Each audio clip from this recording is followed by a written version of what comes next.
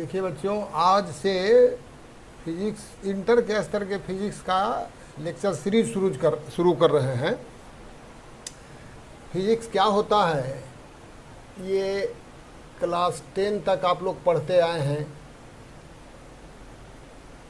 कोई बताने वाला है क्या पढ़े हैं 10th में? फिजिक्स क्या होता है सो? नहीं तो सुनिए, नेचुरल इवेंट का क्वांटिटेटिव स्टडी को हम लोग कहते हैं फिजिक्स। नेचर में बहुत सारा इवेंट देखते होइएगा, जैसे बादल, आजकल बरसात का दिन है, आसमान में बादल देखते होइएगा, बादल से वर्षा होती है, बादल का रंग तरह तरह का होता है, बादल अलग अलग तेज़ी से चलता हुआ देखते होइएगा। कभी बादल धीरे चलता है, कभी बादल तेज़ चलता है, कभी बादल का रंग कुछ होता है, कभी बादल का रंग कुछ होता है। ये तो बादल से रिलेटेड कुछ घटना हम बता रहे हैं। वर्षा होती है, वो बूंद गोल रहती है, गोल क्यों रहती है? यही सब नेचुरल इवेंट है। इसी को नाप जोख के साथ एक्सप्लेन करने का सिस्टमेटिक तरीका है फिजिक्स। तो शॉर्ट में इसको डिफाइन कर सकते हैं हम लोग, physics is study of natural events.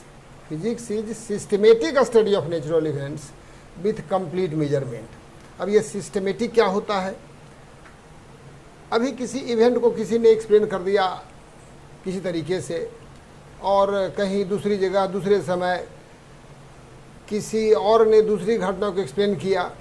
अब इस घटना को एक्सप्लेन करने में जिस जिस चीज़ की ज़रूरत हुई, जो जो नियम कानून वो डेवलप किए कि इस नियम से ये होता है, इस नियम से होता है, और दूसरी घटना को एक्सप्लेन करने के लिए वो अपने हिसाब से नियम खोजे।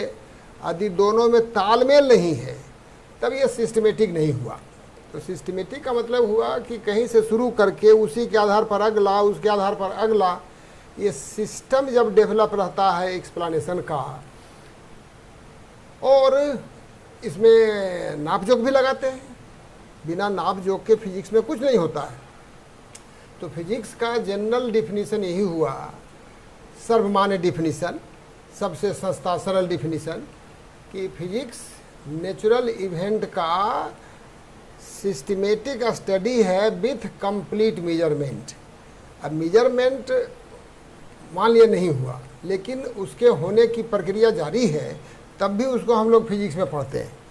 लेकिन यदि निकट भविष्य में संभावना नहीं है उस नेचुरल इवेंट को क्वांटिटेटिवली, मतलब नाप जोख के एक्सप्लेन करने का, तब उसको फिजिक्स में नहीं पढ़ते। अब एक उदाहरण से हम समझाते हैं आपको। जैसे आपके कॉपी कलम के प्रति जो प्यार है उसको हम लोग नाप नहीं सकते। अभी फ़िलहाल फिजिक्स में ऐसा कुछ नहीं तरीका डेवलप है जिसे आप नाप सकते हैं कि हमें फिजिक्स वाली कॉपी से कितना प्यार है और केमिस्ट्री वाली कॉपी से कितना प्यार है, और कलम से अधिक प्यार है कि कॉपी से अधिक प्यार है। कॉपी से जितना प्यार है उसका कितना गुना कलम से प्यार है, ये हम लोग नापने का कोई तरीका भी नहीं ढूंढ पाए हैं।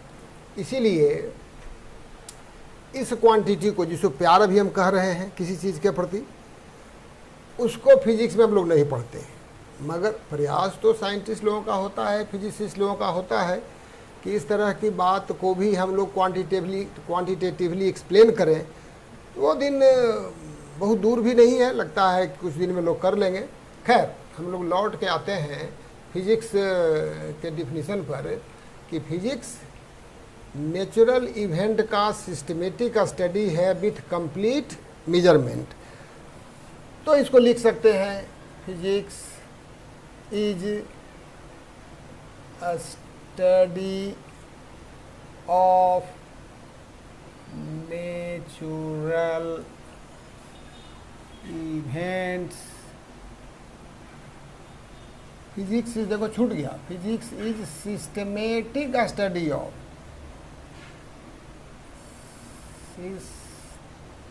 Systematic study of natural events with complete measurement.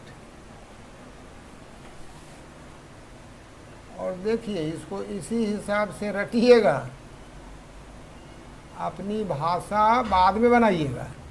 पहले इसी लाइन को रट जाना है। Physics is systematic study of natural events with complete measurement. ये देखिए सिस्टमेटिक लिखा हुआ नहीं आया, तो मैं कोशिश करता हूँ कि इसे नीचे लिख दूँ।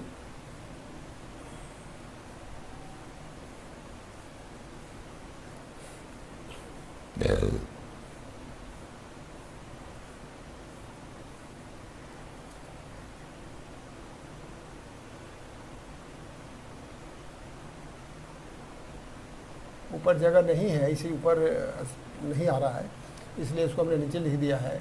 इसको यहाँ पढ़िएगा, physics is systematic study of natural events with complete measurement. इसकी पढ़ाई शुरू किए गैलीलियो को पहले भी आर्किमिडीज का नाम सुने होइएगा, बहुत पुराने साइंटिस्ट हैं, भगवान बुद्ध के भी पहले के हैं।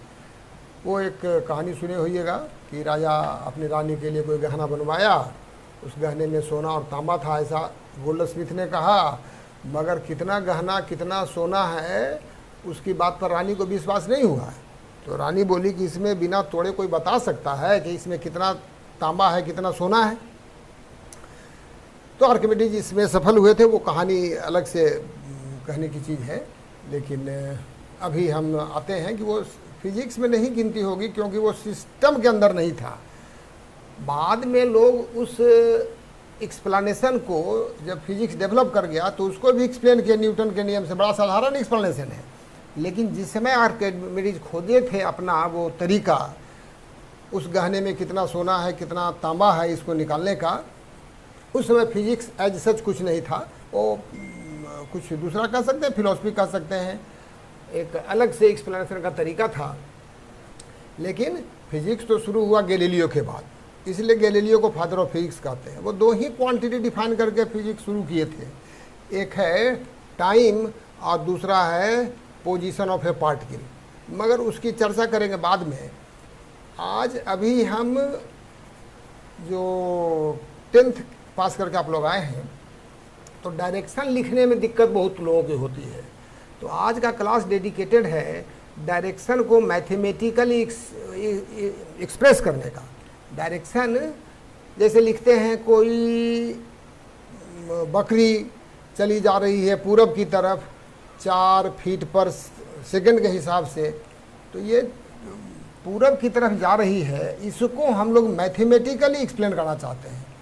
और कोई बकरी पूरब जा रही है, कोई बिल्ली पूरब से 30 डिग्री पर उत्तर की ओर जा रही है, कोई एरोप्लेन पूरब से 30 डिग्री पर उत्तर की ओर के डायरेक्शन से 60 डिग्री पर ऊपर की ओर उड़ता चला जा रहा है। इन सब डायरेक्शन को मैथमेटिकली कैसे लिखेंगे, आज का क्लास उसी के लिए डेडिकेटेड है, उसी के लिए स्पेशल ये क्लास है।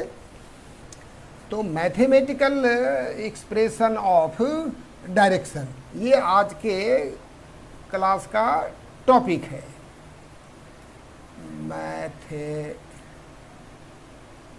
मैथमेटिकल एक्सप्रेशन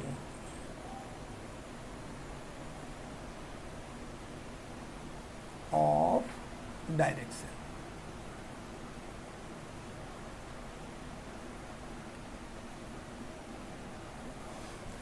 अब उदाहरण हम लोग लें।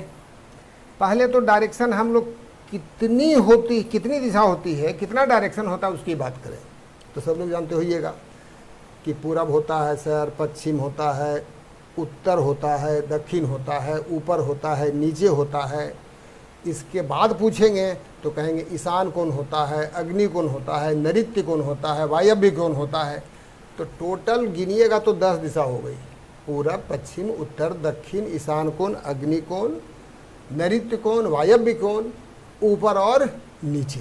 ये 10 दिशाएं हैं, मगर इस 10 दिशाओं का सहारा लेकर के डायरेक्शन बताना थोड़ा कठिन काम है। आगे के मैथमेटिक्स में ऐसा है, लेकिन अभी जो डायरेक्शन बताने की पद्धति चली है निचले स्तर पर, निचले क्लास में, वो यही है कि एक डायरेक्शन कोई चुन लीजिए। मान लिया पूरब पश्चिम, तो पूरब पश्चिम को देखिए हमने ऐसे बना दिया।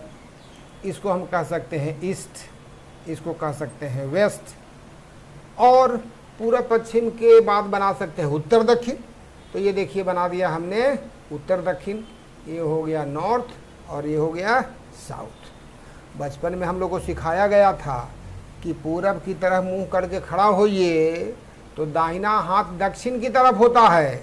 और दाहिना हाथ तो सब लोग समझते होइएगा, दाहिना मतलब ये वाला हाथ। देखिए अब ये वीडियो जो बन रहा है उसमें हो सकता है कि ये मेरा दायां हाथ आपको बायां लगे, क्योंकि वो फ़ोटो लेने में उलटता है, कंप्यूटर का जो सॉफ्टवेयर है वो उसको सीधा करता है, लेटर को सीधा कर रहा है। हम लिख रहे हैं इस तरफ से, आपको उल्टा दिखता है लेकिन कैमरा उसको सीधा कर रहा है, लेकिन मेरे हाथ को सीधा नहीं कर सकता है।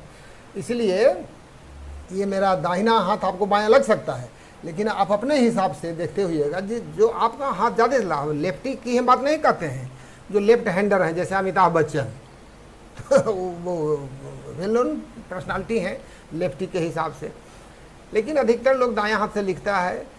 तो कहा जाता है, बचपन में सिखाया गया था कि पूरब की तरफ मुंह करके खड़ा होने पर दाहिना हाथ जिधर जाता है, जिधर फैलता है, वो दक्षिण की दिशा होती है। तो देखिए इसमें हम कह सकते हैं कि पूरब की तरफ मुंह करके खड़ा होइए तो ये दायां हाथ दक्षिण की तरफ है।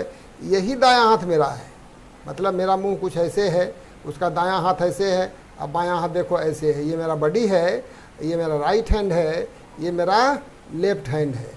तो लेफ्ट हैंड नॉर्थ की तरफ और ये साउथ की तरफ। ये मेरा बोर्ड वर्टिकल है, तो ये वर्टिकल लाइन नहीं है ऐसा मत बुझिए, ये हॉरिजॉन्टल। आप अपनी कॉपी पर देख सकते हैं कि आप कॉपी पर दाहिने तरफ ईस्ट बनाइए, बाएं तरफ वेस्ट बनाइए, और कॉपी में ही ऊपर की तरफ जो है किनारा उधर नॉर्थ बनाइए या नीचे साउथ बनाइए। अब बच गया दो डायरेक्शन, अप और डाउन। तो अप बना सकते हैं इस बोर्ड के बाहर की तरफ, डाउन बना सकते हैं बोर्ड के अंदर, या अप बना सकते हैं बोर्ड के उस साइड बाहर की ओर, और डाउन बना सकते हैं इस डायरेक्शन में। तो इस दोनों डायरेक्शन को दिखाने का तरीका हम लोग जो यूज करेंगे अपने क्लास में, आज से जो शुरू हुआ लेक्चर सीरीज, उसमें कि ऐसे देखिए गोल कीजिए, गोल करने के बाद इसमें डॉट बनाइए। ये बोर्ड के बाहर आता हुआ डायरेक्शन को बता रहा है, और ये गोल कीजिए और ये क्रॉस कर लीजिए, ये बोर्ड के अंदर जाता हुआ डायरेक्शन बता रहा है। ये दोनों उल्टा है। इस तरह से हम लोग 3 डायरेक्शन बनाते हैं। अब कहो कि ये 90 डिग्री पर ही क्यों बनाते हैं, तो आगे हम लोग पढ़ेंगे जब वेक्टर, तो वहाँ बात करेंगे कि 2 परपेंडिकुलर डायरेक्शन इंडिपेंडेंट होता है। मतलब इस दिशा में यदि मोशन की बात कर रहे हैं तो इस डायरेक्शन के मोशन से कुछ लेना देना नहीं है। तो परपेंडिकुलर डायरेक्शन चुनने का फ़ायदा है। तो यहाँ देखिए 3 परपेंडिकुलर डायरेक्शन हम लोग चुने हैं, एक पूर्व पश्चिम, एक उत्तर दक्षिण, और एक ऊपर नीचे। अब देखो इसको हम लोग कहते हैं ऊपर, बोर्ड के बाहर जो आ रहा है वो हो गया ऊपर, अब बोर्ड के अंदर जो चला जा रहा है वो हो गया डाउन। अब पूरब की तरफ ही, पूरब पश्चिम ही डायरेक्शन चुनना है, हॉरिजॉन्टल ऐसा भी नहीं है, हो सकता है हम पूरब से कुछ एंगल पर हॉरिजॉन्टल ऐसे चुने। तो उस डायरेक्शन को, या पहला जो डायरेक्शन आप चुनते हैं उसको एक्स एक्सिस कहने की परिपाटी है। तो अब ये ईस्ट वेस्ट का लाइन जो है उसको हमने कह दिया एक्स एक्सिस, एक्स डायरेक्शन भी कह सकते हैं इसको। और यदि यहाँ से दाहिने तरफ पूरब है तो यहाँ से बाएं तरफ पश्चिम है। इस पश्चिम के डायरेक्शन को कह सकते हैं -x डायरेक्शन। स्पष्ट है, पूरब की तरफ जा रहे हैं, पश्चिम जाना हो तो उल्टा करना पड़ेगा।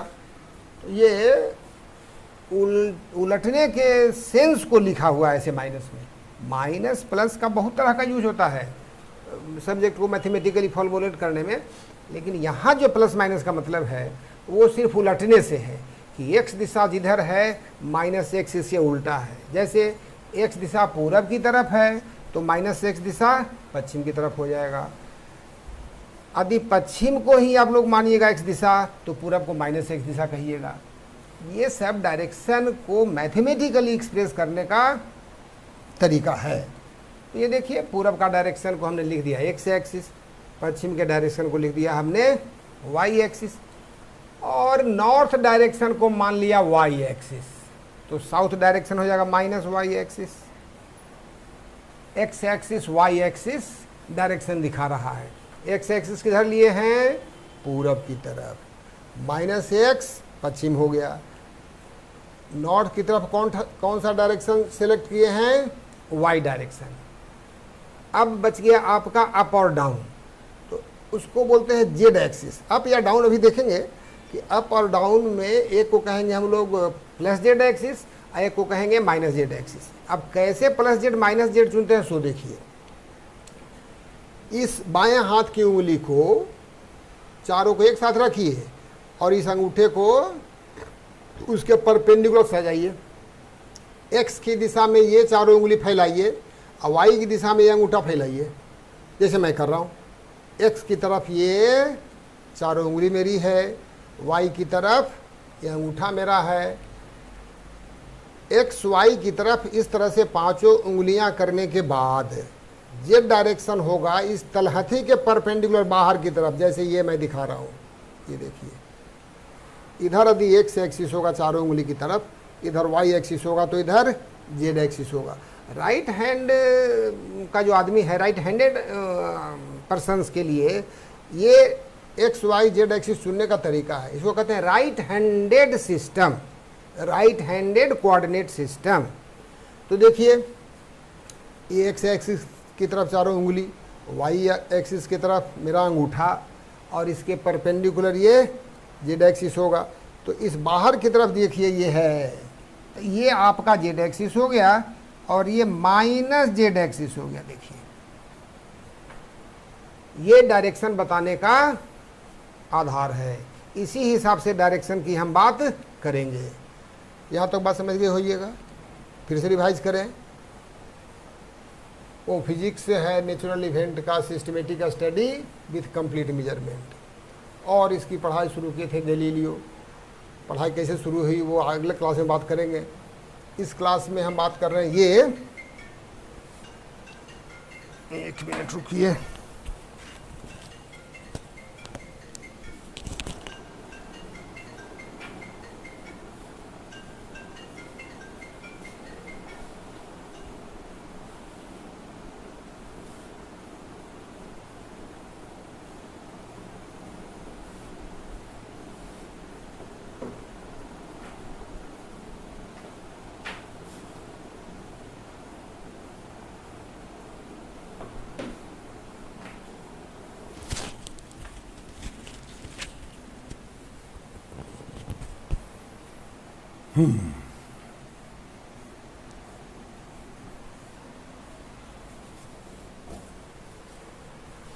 तो मैथमेटिकल एक्सप्रेशन ऑफ डायरेक्शन की बात की है कि कोई एक डायरेक्शन चुनिए, उसको एक्स एक्सिस कहिए, उसके परपेंडिकुलर दूसरा डायरेक्शन चुनिए, उसको वाई एक्सिस कहिए, और दोनों के परपेंडिकुलर एक डायरेक्शन चुनिए जिसको जेड एक्सिस कहिए।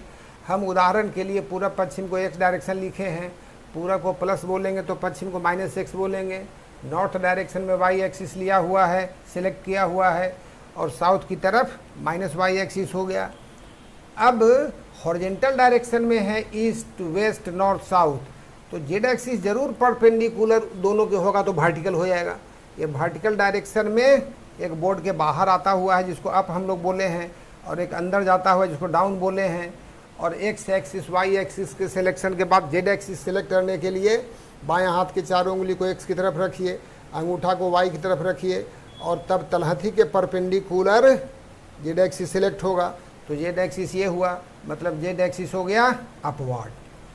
अब इसी बात को यदि हम लोग इस तरह से लिखना चाहें कि पूरा पश्चिम तो ठीक हॉरिजेंटल है, लेकिन नॉर्थ साउथ जो हॉरिजेंटल है वो इस बोर्ड के परपेंडिकुलर बनावे और अप डाउन को इस बोर्ड में बनावे ऊपर नीचे, तब क्या हो जाएगा सेटिंग्स हो। देखिए, मतलब इसी को हम घुमा रहे हैं यार, ये नॉर्थ ये एक्स एक्सिस के अबाउट पूरे सिस्टम को घुमा रहे हैं, तो नॉर्थ डायरेक्शन जो ऊपर है बोर्ड में चला जाएगा अंदर।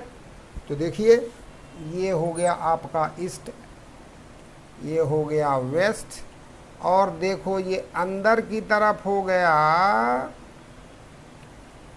ऐसे क्रॉस करिएगा तो ये हो गया वाई एक्सिस, ये नॉर्थ हो गया, ये वाई एक्सिस हो गया, और ये साउथ हो जाएगा। देखिए इस तरह से ये हो जाएगा साउथ, ये माइनस वाई डायरेक्शन।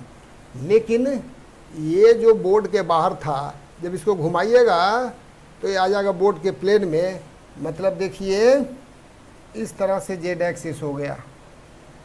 अब एक्स की तरफ देखो, ये एक्स एक्सिस इधर है, तो एक्स की तरफ चारों उंगली, और वाई एक्सिस देखो अंदर चला गया, ये बोर्ड के अंदर। देखिए मेरा अंगूठा किधर है, अब इसके परपेंडिकुलर ये ऊपर आ गया, मतलब ये जेड एक्सिस है। मतलब ये देखिए अप हो गया और ये डाउन हो गया। तो यही डायरेक्शन यहाँ लिखा हुआ है, लेकिन देखिएगा ध्यान से, यहाँ जेड एक्सिस ऊपर की तरफ है बोर्ड के प्लेन में, यहाँ जेड एक्सिस बोर्ड के प्लेन के परपेंडिकुलर बाहर की तरफ है इधर, और ये अपवर्ड डायरेक्शन बता रहा है और ये डाउनवर्ड डायरेक्शन बता रहा है। तो फिगर दिखे कैसे, इससे बहुत मतलब नहीं है, आपके दिमाग में ये विजुअलाइज होना चाहिए।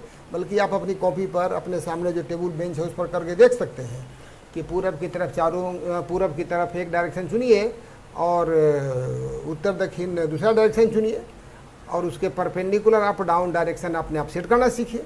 ऐसे ये कोई ज़रूरी नहीं है कि नॉर्थ की तरफ वाई एक्सिस माने, हम ऊपर को भी वाई एक्सिस मान सकते हैं। जैसे यह एक्स एक्सिस हुआ और इसको वाई कह सकते हैं, तब जेड एक्सिस देखिए इधर की तरफ हो जाएगा, बाहर की तरफ। तो वो आपका सिलेक्ट करने का तरीका है, मगर इसी तरीके पर अपना कमांड बनाना है। जब तक ये सीखिएगा नहीं डायरेक्शन एक्सप्रेस करना, तब तक आगे बहुत दिक्कत होगी। तो ये अंदाज है कि बात आपको समझ में आ गई होगी।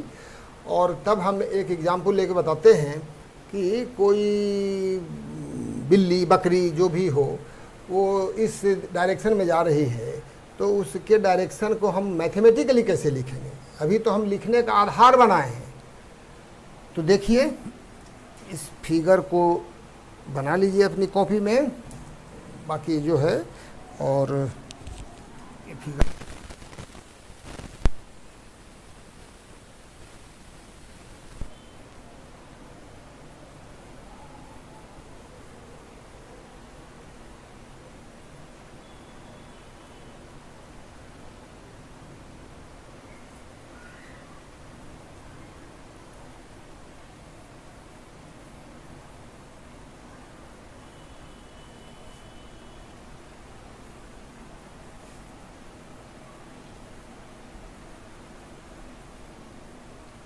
तब तक आप रिवाइज करते रह सकते हैं।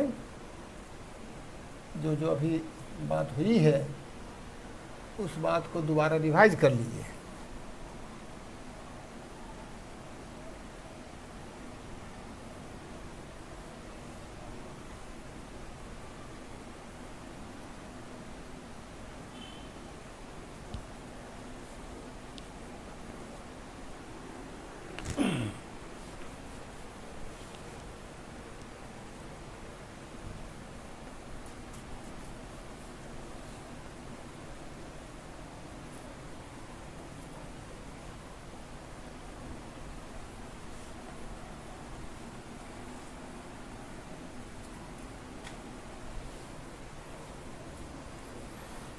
देखिए सबसे सिंपल क्वेश्चन इस तरह से हम लोग लिखते हैं, a cat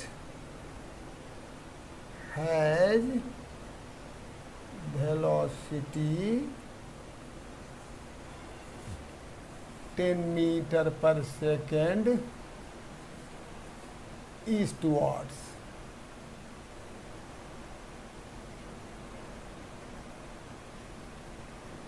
Write it mathematically.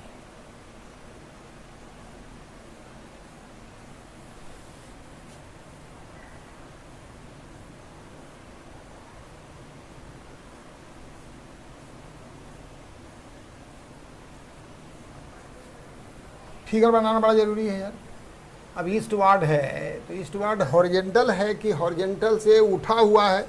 East तो दोनों हो सकता है। ये देखिए ईस्ट की तरफ जा रहा है, ये देखिए ईस्ट से थोड़ा एंगल पर पूरब की तरफ ही जा रहा है, ये देखिए ईस्ट से थोड़ा और एंगल पर ऊपर उठा हुआ है, लेकिन है पूरब की तरफ ही। लेकिन पूरब कहने का मतलब कॉमन जो आदमी समझता है वो हॉरिजेंटल ही होता है।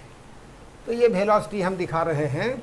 देखिए ये पूरब अब उत्तर बनाने की ज़रूरत है नहीं, बस ये देखिए पूरब की तरफ है। वेलोसिटी को हमने दिखा दिया कि ऐसे है। अब इसका वैल्यू तो अलग से लिखेंगे यार, वैल्यू लिखेंगे 10 मीटर पर सेकेंड। डायरेक्शन लिखने की बात है। डायरेक्शन लिखने के लिए ऐसा लोग परिपाटी बनाए हैं कि पूरब के डायरेक्शन को लिखते हैं आई कैप, एक्स दिशा के डायरेक्शन को लिखते हैं आई कैप। पूरब को नहीं कहिए, जिस डायरेक्शन में आपने एक्स एक्सिस सेट किया उस डायरेक्शन को हम लोग कहते हैं आई कैप। मतलब आई कैप सिर्फ इसके लिए है, ईस्टवर्ड्स, इसी को हम लोग लिख रहे हैं एक्स एक्सिस इधर मान करके आई कैप। तो देखिए ये हो गया ऐसे। वैसे वाई डायरेक्शन को हम लोग लिखते हैं जे कैप, वाई डायरेक्शन को। मतलब ये सिर्फ डायरेक्शन बता रहा है, इसका वैल्यू कुछ नहीं है, वैल्यू कुछ नहीं तो उसको 1 मान सकते हैं। इसीलिए इसको यूनिट वेक्टर भी लोग कहते हैं। यूनिट वेक्टर कोई वैल्यू उसका कुछ लेना देना है, उसका वैल्यू से कोई मतलब नहीं है। It is just a mathematical way of expressing direction. So this is velocity 10 metre per second I cap, ये इसका मैथमेटिकल तरीका हो गया। दूसरा क्वेश्चन देखिए, a cat has velocity 10 metre per second eight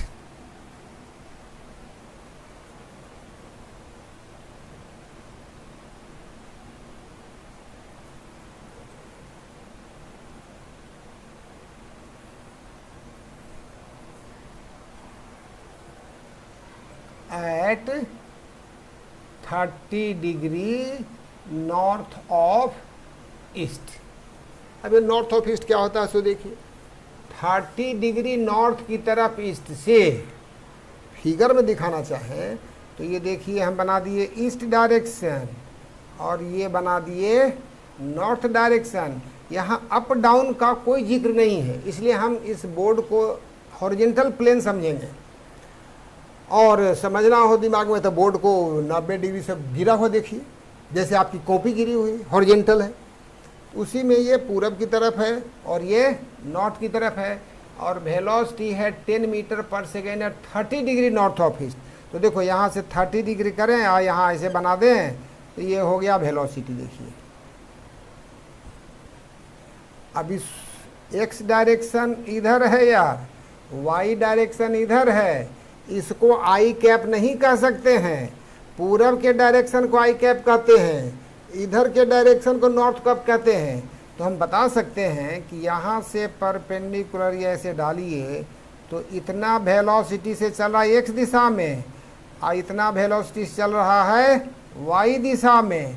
इसको हम लोग कह सकते हैं कि वेलोसिटी एक्स दिशा वाला है और ये वेलोसिटी का वैल्यू वाई दिशा वाला है। और इसमें हम लगा सकते हैं आई कैप। देखो आई कैप कहाँ लग रहा है, आई इसमें लगा सकते हैं जे कैप। ये तरीका है। लेकिन अब ये मालूम है आपको 10 मीटर पर सेकेंड है ना जी, और ये एंगल है 30 डिग्री। तो टी को तो पढ़े होइएगा स्कूल में क्लास 9th में।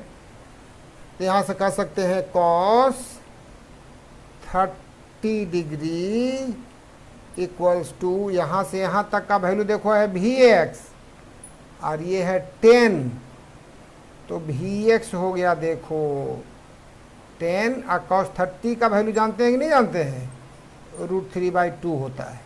तो ये हो गया 5√3 मीटर पर सेकेंड। और इस लाइन की लंबाई नापनी है, वेलोसिटी ये वाला जो है इसको हम लोग कह सकते हैं वेलोसिटी का वाई कंपोनेंट साइन थीटा से आएगा। तो हो जाएगा 10 इंटू साइन थीटा, यहाँ था ना साइन 30 डिग्री बराबर ये Vy/10 हो जाएगा, cos 30 Vx/10 है। तो हो जाएगा 10 इंटू साइन 30 डिग्री। देखिए साइन 30 डिग्री, साइन 30 का वैल्यू हाफ होता है जानते हैं। तो ये हो गया 5 मीटर पर सेकेंड।